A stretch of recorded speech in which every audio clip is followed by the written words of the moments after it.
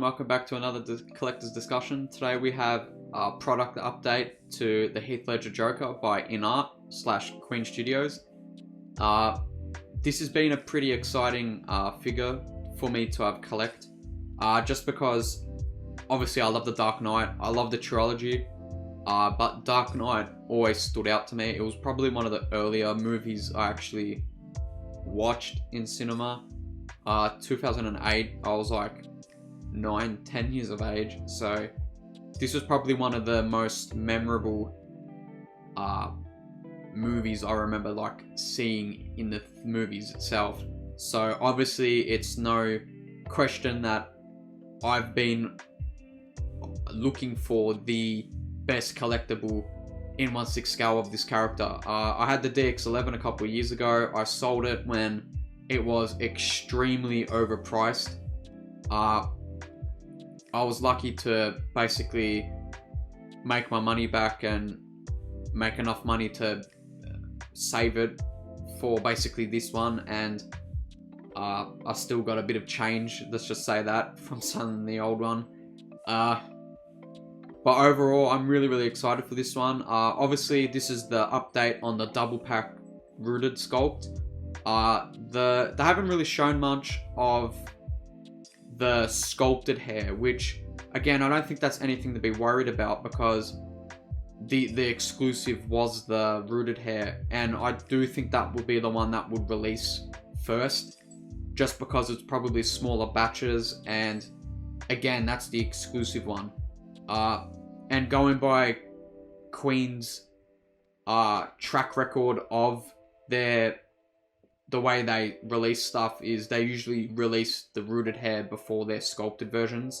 Look at their 1/4 Heath Ledger, for example. The rooted hair is pretty much already out, and I don't think the sculpted one is out as of yet. But yeah, what I'm gonna do now is I'm gonna get into the photos. If you do enjoy this, make sure you like and sub, and we'll get right into it. So we've got the photos here. What I might do is just zoom in a touch bit more. That's probably a bit better. And yeah, I have really no complaints with this. This is pretty much 95% accurate to the prototype. Yeah, I really have nothing negative to say for this. I'm really excited for this. It looks like they've really smashed out all the other ones as well. And what I really like about these product updates from InArt is they're showing multiple head sculpts, and you would see in the next couple pictures that it's not like they're showing one sculpt and it's probably the best out of the batch, and they're just trying to show that one to boost up sales. Like, they got multiple ones in the back here, and these ones, even though they're out of focus, you can tell they're still rooted the hair pretty well with all of them here. This one's missing eyes, but again, that's just probably they haven't popped them in yet. But the sculpts on all of these ones here look pretty dead on to the one that they're showing here. And like I said, I don't see anything really like lost from the proto. Maybe a little bit more wrinkling, but I don't think it's that bad. I think it's pretty good. Some people might say the makeup paint here for the lips, there's a missing blob here, but that's pretty much accurate to one scene. I think a couple of scenes actually, that's pretty accurate. I think with the double hair rooted pack, you get 2 head sculpts right, but I think they're different sculpts. I think one's a little bit more smirking, and you got this one, which is the more hit me pose, because I think the other one had a bit more black makeup eyeshadow coming up here, and maybe down lower. This one is probably the main one that's in the purple suit, I'm pretty sure. And then you got the smirking one in the one where he's just got the vest. But again, it's pretty good. The only thing I'm not really concerned on, it's just more like how they're going to do this mechanic, is the movable eyes. I saw a couple of people doing live streams, and they're saying the eyes might be, you might have to roll them with your eyes, like actually touch the eyeball here to move it. I don't know if I'm I don't know if I think that's a good idea. I don't really think it is. If they do that, it will probably be a one and done, like move it in one position, never touch it again. I would like if they go the route that Prime 1 did and Blitzway did with theirs, even though theirs wasn't that good, but the movable eye thing was part of the bottom neck connector, like this one up here. And for what I remember, I think these are magnetically jointed onto the body, so it's no peg. So they could fit maybe a switch under the neck, and you switch it and it moves the eyes, similar to the Prime 1 statue. If you haven't seen that, that's pretty much the same. It magnetizes onto the sculpt and it has a switch under the neck. I would say that's probably the best idea for this, instead of physically putting your fingers here and touching it, because again, I wouldn't want to really do that much. And you got basically the non-rooted sculpts here, which haven't been touched up yet. It's interesting to see that they started like this. Again, I've seen Viper's work, but I haven't seen how he starts off like this. So obviously they start off with somewhat of a sculpt, and they add the hair on top of this, like obviously here, the final product. And like I mentioned before, they've shown more than one sculpt here. They've shown multiple here, and they all look pretty good. And that's a positive thing in my opinion, because unlike Hot Toys, you know, they usually show just one head sculpt of one of the artists holding it and saying, here, look at the update. But for all we know, that could be just the one that the artist is using and not the mass-produced version. While here, you've got multiple ones, and it's giving more of, it's kind of relaxing people from being worried that you might get a shit sculpt. But obviously here, you've got more of them shown, so it's going to make people more comfortable with that hefty price tag on pre-ordering this. But yeah, I'm really excited for this. I want to see their bail eventually, because obviously they said on their release like checklist date that they were going to release a bail to be a companion piece for this. I'm looking at my DX19. The DX19 is pretty serviceable. It's pretty good. I think aside from the cape and the lack of ratchet joints, I think that's pretty good, the DX19. But if this one is obviously more superior, like the previous video I did with the InArt Batman, which I think is far better than the Hot Toys one, I'll probably have to sell my DX19 maybe later down the line. Just because, again, Batman's my #1 collectible item, and if I'm going to get the best of the best, I'm going to do that. And if it's InArt that's going to provide that, I'm going to go with them over Hot Toys. But we've got some photos of the hands here, the magnetized hands. These are insanely good. There was once a time where we would have said the Hot Toys DX11 had the best hand sculpts. Even for today, Hot Toys standards, I still think they're the best Hot Toys hands. But these have knocked that one out of the park now. Especially with the makeup and the bruising or blood. I don't really know what that is he's got on him. It's probably blood and bruising. And obviously the face paint makeup. I would actually love to see their Joaquin Phoenix Joker. They've pretty much said that they're going to do that. It's going to be extremely limited though, because of the licensing problem that movie had. That's why Hot Toys never done it, because there was a massive price tag for that licensing. And I think the negative press had a lot to do with that. For people that don't know, there was a lot of negative press with that movie, and like tabloids and news articles about that movie and what it might do to kids watching it. And I think that's why Hot Toys never picked up on that, because of that bad press regarding that movie. And also, I think that's why InArt have done it on a high price point, because the merch had to have been really, really expensive for it because of that. And because it's R rating, so that probably has to do with some licensing issues. But this is really, really nice. I know a lot of people are probably going to complain about the articulation, but honestly, I would rather this than the shit wrist pegs that Hot Toys give.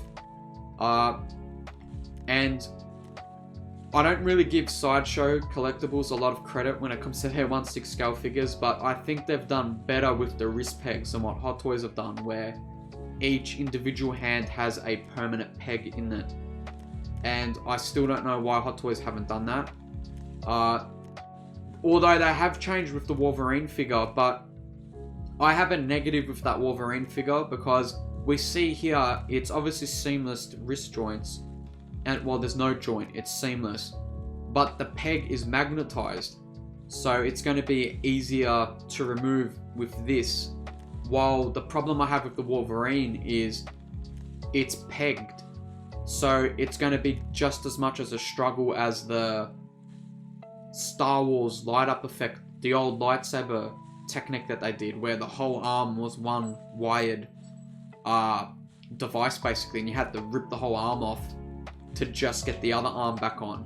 That's pretty much like the Wolverine one, so Hot Toys didn't really do a good job with that, because I think magnets would have been a better thing for them instead of that peg, because a lot of people had that problem where the pegs got weak and they snapped and broke. Well, again, this is magnetized, so you're not really going to get that problem at all. And obviously you got the tailoring here. Again, this is all nice. The Hot Toys one is pretty good too, with the pinstriped pants. I have seen some people's chain fade from the Hot Toys one, the DX11. I have seen that fade, where some people got it gold, some people got it basically like silver chrome. So hopefully this one doesn't have that problem as well. So yeah, again, the Hot Toys one was pretty good with the pinstripe pants. I wonder though if Queen are doing real laced shoes and real textured fabric shoes. I don't remember seeing that in the prototype pictures, because Hot Toys done a pretty good job with that, with the real fabric shoes. I don't really remember if InArt have done that. And then obviously we got this weird like collage thing that they did. So this is a bit of a better picture of the other photo, where you see more of the head sculpts, and it's exactly what I said. All of these look on par as the one in focus, so it's not like this is just the one good head sculpt they found out of like the 500 they made and just took a photo. All these ones here look pretty on par. And same with this one here. Obviously the hands. You got the real metallic gun with real bullets that clip into the magazine. Again, this is something I've wanted for Hot Toys for years. Enterbay, back when Enterbay were kind of the rival for Hot Toys, this was a while ago. Enterbay were doing real metal guns and real wood grain on their guns and shotguns and all that, and I'm surprised Hot Toys never changed their way back then when that was happening. But again, that's another reason for me to not collect Hot Toys that much anymore. Just because you got companies like this that are going to go that one step further. And again, I love die-cast parts. Speaking of die-cast parts, this is the handcuff that comes with the I think it was like the first couple of hours for order. Whoever ordered this in the first couple of hours is getting this as an add-on. So it's basically what Sideshow have done for their Hot Toy pre-orders, but instead of a shitty hologram, you're actually getting a die-cast handcuffs, which again I think is a better thing than a crappy translucent hologram. You've got multiple cage. Yeah, this is the cage diorama. Okay, I didn't really know what's going on here, but there's more than one. So this was real metal as well. If you guys didn't see, Queen or InArt posted something where a guy was like running a pen and you could hear the metal. So that was a nice touch too. This was also real metal that's obviously connected to this base. You got more pictures here of the pants. Pretty grainy photos here. It's weird that they've done these kind of weird grainy photos. Now this is probably the most interesting thing when it comes to tailoring wise, is the actual coat. Because Hot Toys have never done an accurate coat for Heath Ledger Joker. Actually the DX1 was pretty good. But they've never done on par to that one. And again, that's a pretty old figure. And the price for that one, you might as well get this one, which is an update. But yeah, this would be interesting to see. Going by the other prototype promo shots, it looked pretty much 10 out of 10 from what we're getting from this. We got some die-cast grenades. Again, for the classic pose. Similar to the 1/4 scale they just released. You could pose it pretty much like that. Not really a pose that I would do. Just because it's probably going to be too fiddly to put these grenades in the pockets. I haven't had the DX1. So I don't know if it's easy to put this on a 1/6 scale. But I probably wouldn't display mine with the grenades. You got a shitload of machine guns here. Again, kind of grainy. Not really a fan of what they've done here with these photos. But with these ones are pretty good. But yeah, overall, I'm really excited for this. The date is estimated